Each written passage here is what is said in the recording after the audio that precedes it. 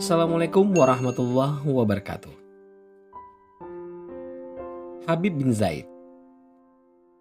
Habib bin Zaid merupakan sahabat Ansar yang memeluk Islam pada masa awal sebelum Nabi Shallallahu Alaihi Wasallam hijrah ke Madinah, yakni pada Bai'atul Aqabah kedua.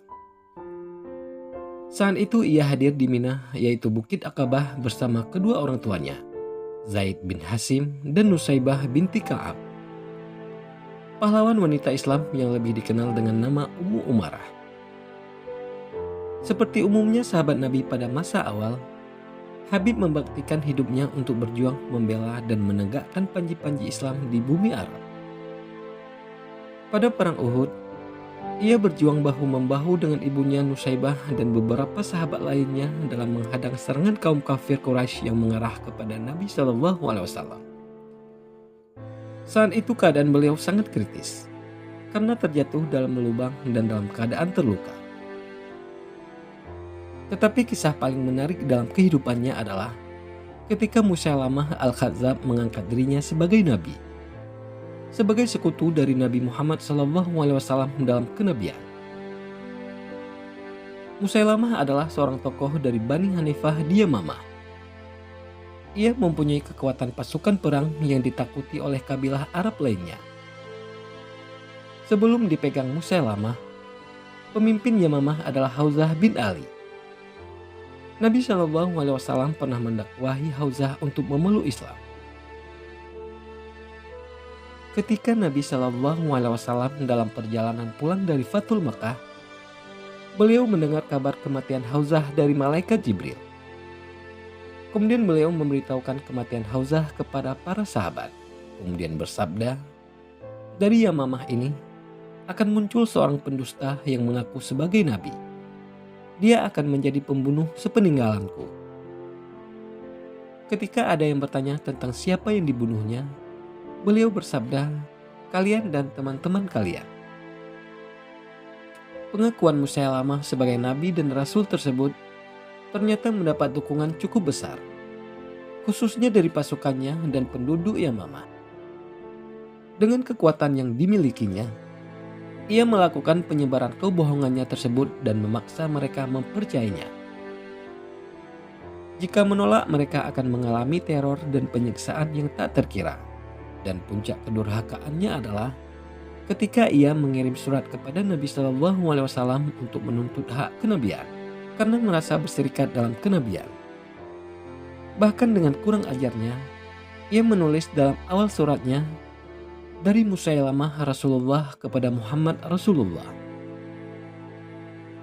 Nabi Shallallahu Alaihi Wasallam mengirim balasan surat kepada Musailamah untuk membuka kedok kebohongannya dan agar menghentikan provokasinya kepada masyarakat Arab. Dan pilihan Nabi Shallallahu Alaihi Wasallam untuk membawa surat tersebut adalah Habib bin Zaid. Habib tahu betul resiko apa yang akan dihadapinya jika bertemu Musailamah dalam menyampaikan surat Nabi itu. Tetapi baginya, resiko tersebut tidak ada bedanya dengan menerjuni berbagai pertempuran yang selama ini dilakukannya bersama beliau. Justru kesyahidanlah yang selalu didambakannya. Karena itu dengan tegar dan semangat baja, dibawalah langkahnya menuju tempat kediaman Musailamah di Yamamah. Sesungguhnya telah menjadi etika umum saat itu, seorang utusan tidak boleh dilukai dan dibunuh, semarah apapun kepada mereka dan pengirimnya, kecuali jika ia juga menjadi mata-mata. Tetapi Musailamah memang penipu yang licik dan sombong. Ia tidak lagi menghargai etika dalam hubungan antar bangsa dan kabilah. Ketika Habib menyerahkan surat dari Nabi Shallallahu Alaihi Wasallam, Musailamah membaca dengan angkuhnya, kemudian memerintahkan anak buahnya untuk menangkap Habib dan menyiksanya tanpa peri kemanusiaan. Keesokan harinya, Musailamah mengumpulkan rakyat Yamamah dan para pendukungnya. Ia berpikir, setelah siksaan demi siksaan yang ditimpakan kepada Habib, utusan Rasulullah SAW itu akan berubah pikiran dan bersedia mengakui kenabiannya. Dan ia ingin menunjukkan hal itu kepada rakyat Yamamah untuk mengokohkan kedudukannya. Setelah rakyat Yamamah berkumpul mengitari suatu panggung yang disiapkan, Habib didatangkan. Masih terlihat jelas bekas-bekas siksa di tubuhnya. Wajahnya tampak lesu dan patah semangat, seakan-akan telah menyerah. Musailamah sangat gembira melihat penampilan Habib tersebut. Ia sudah sangat kepedean bahwa rencananya akan berhasil. Ia menghadap kepada Habib dan berkata, "Apakah engkau mengakui Muhammad itu sebagai utusan Allah?" "Benar," kata Habib. "Saya mengakui Muhammad SAW adalah utusan Allah."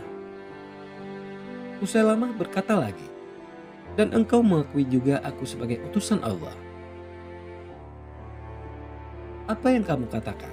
kata Habib, seolah-olah ia orang yang tuli. Wajah Musailamah menjadi merah padam, tanda kemarahan mulai menyelimutinya. Tetapi ia masih mencoba mengendalikan dirinya. Sekali lagi ia berkata, "Apakah engkau mengakui Muhammad itu sebagai utusan Allah?" "Benar, saya mengakui Muhammad adalah utusan Allah," kata Habib.